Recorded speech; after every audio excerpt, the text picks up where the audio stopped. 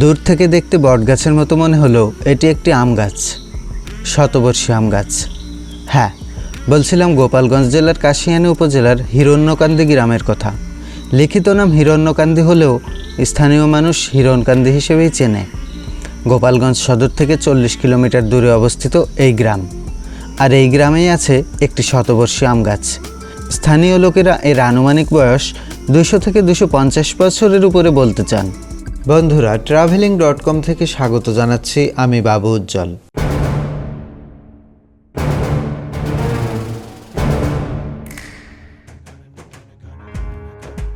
বন্ধুরা, আবারও চলে এসেছি নতুন একটি ব্লগ নিয়ে। আজ আমি আপনাদেরকে দেখাতে যাচ্ছি 100 বছরেরও বেশি বয়স্ক একটি আম গাছ। আর এই আম গাছটি আছে গোপালগঞ্জের কাশিয়ানী উপজেলার হিরণ্যকান্দি গ্রামে। চলুন আমরা কিভাবে ওখানে যেতে পারি সে বিষয়টা একটু দেখে নেওয়া যাক। আমি যাচ্ছি নড়াইলের লোহাগড়া থেকে। এখান থেকে কিভাবে যাওয়া যেতে পারে সেটা আগে দেখি। লোহাগড়া থেকে সোজা কালনাঘাট, মধুমতি সেতু পার হয়ে ভাটিয়াপাড়া চৌরাস্তা।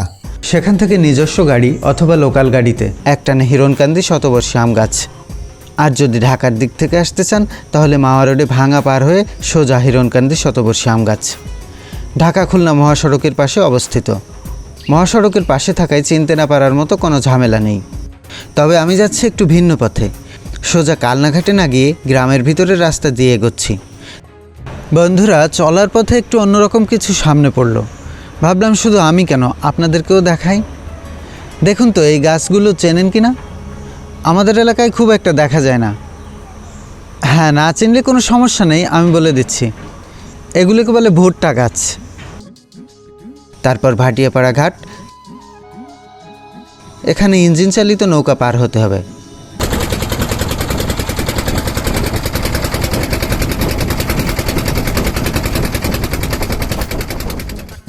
নৌকা দেখছি কালনাঘাটের দিকে যাচ্ছে। একজনকে জিজ্ঞেস করে জানতে পারলাম সামনে থেকে লাউ নেবে। তার মানে এটা এক্সপ্রেস নৌকা নয়, লোকাল নৌকা। বিভিন্ন ঘাট থেকে মাল এবং মানুষ তোলে। যা হোক, ওপারে গিয়ে মাঝিকে 20 টাকা দিয়ে তারপরে নৌকা থেকে নামতে পারলাম। এরপর ভাটিয়াপাড়া চৌরাস্তা এবং সেখান থেকে সোজা টান মেরে হিরণকান্দি শতবর্ষী আম গাছ। এদিকে অবশ্য বিকল্প রাস্তাও আছে, আমরা এখন সেদিকে না যাই। শতবর্ষী আম গাছের ঠিক আগ মুহূর্তে সাম্পান নামে একটি সুন্দর রেস্টুরেন্ট আছে। বন্ধুরা, যদি ফেসবুক থেকে এই ভিডিওটি দেখেন তাহলে পেজটি ফলো করতে পারেন এবং ইউটিউব থেকে দেখলে চ্যানেলটি সাবস্ক্রাইব করতে পারেন। সঙ্গে নোটিফিকেশন আইকনটি অন করতে ভুলবেন না। ভিডিওটি যদি ভালো লাগে তাহলে একটি শেয়ার করতে পারেন।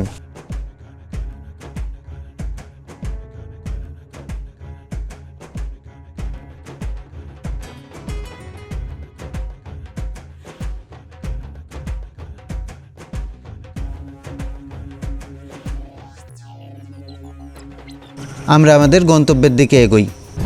বন্ধুরা, রাস্তার পাশে আমি একটু সাইনবোর্ড দেখতে পাচ্ছি। তার মানে আমরা আমাদের নির্দিষ্ট গন্তব্যে চলে এসেছি। দর্শনার্থীদের সুবিধার জন্য গোপালগঞ্জ জেলা প্রশাসনের পক্ষ থেকে পাকা রাস্তা নির্মাণ করে দেয়া হয়েছে। আমি বাম পাশে সুন্দর একটি কোনো কিছু দেখতে পাচ্ছি। একটু ভিতরে যাই। হ্যাঁ, অবশ্য সুন্দরই বটে।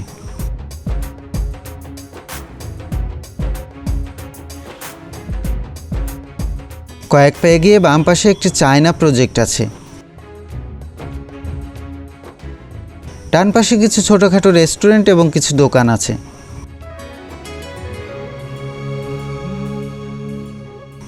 হ্যাঁ, এই দোকানের পাশ দিয়েই ডান দিকে এগিয়ে যেতে হবে। হ্যাঁ বন্ধুরা, চলে এসেছি।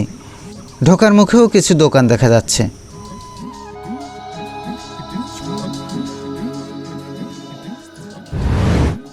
শেষ পর্যন্ত আসতে পারলাম শতবর্ষী আম গাছের সামনে।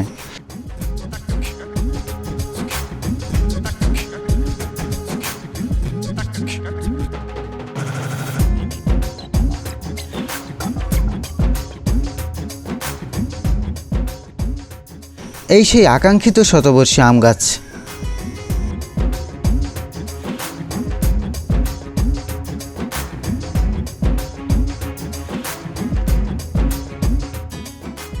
দেশের অন্যান্য সকল গ্রামের থেকে এই গ্রামটিকে আলাদা একটি পরিচিতি এনে দিয়েছে এই শতবর্ষী আম গাছ।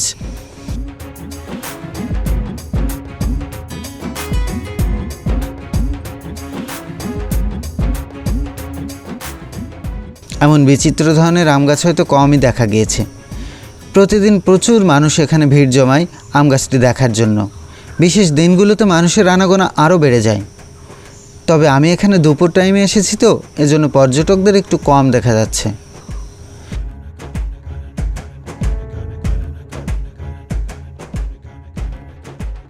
যদিও গাছটিতে তেমন একটা ফল দেয় না, কিন্তু কোনো এক সময় 500-700 মণ আম হতো এই গাছে। আর এখন 1 বছর আম ধরে তো আরেক বছর ধরে না, এবার ধরেনি। তবে এর ছায়াতলের শীতলতা কাছে টানে মানুষকে।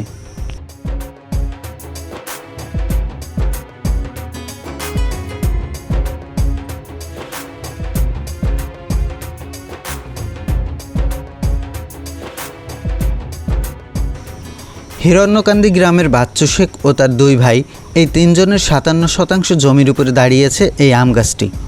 সঠিক বয়স না জানলেও এলাকার প্রবীণরা মনে করে গাছটির আনুমানিক বয়স 200 বছরেরও বেশি।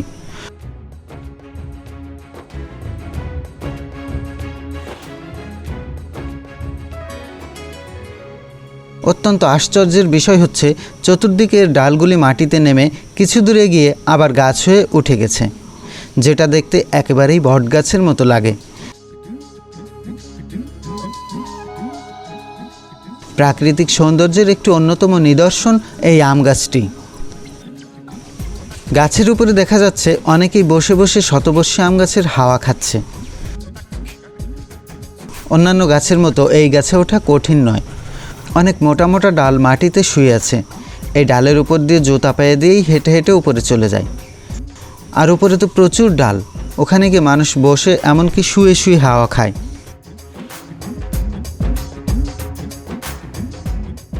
এলাকাবাসী চায় সরকারের সহযোগিতায় এখানে একটা পর্যটক এরিয়া হিসেবে গড়ে উঠুক।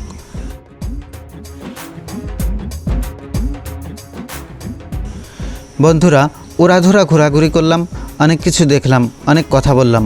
কোনো কিছু ভুল হলে ক্ষমা সুন্দর দৃষ্টিতে দেখবেন। চলুন না বাইরে বেরিয়ে পড়ি, ভ্রমণ করি আর অজানাকে জানার চেষ্টা করি। শেষ করছি। দেখা হবে আমার পরবর্তী ডকুমেন্টারিতে। আমি বাবু উজ্জ্বল ছিলাম আপনাদের সাথে। নেক্সট কন্টেন্ট দেখার আমন্ত্রণ জানিয়ে আজ বিদায় নিচ্ছি। Till then take care, bye by.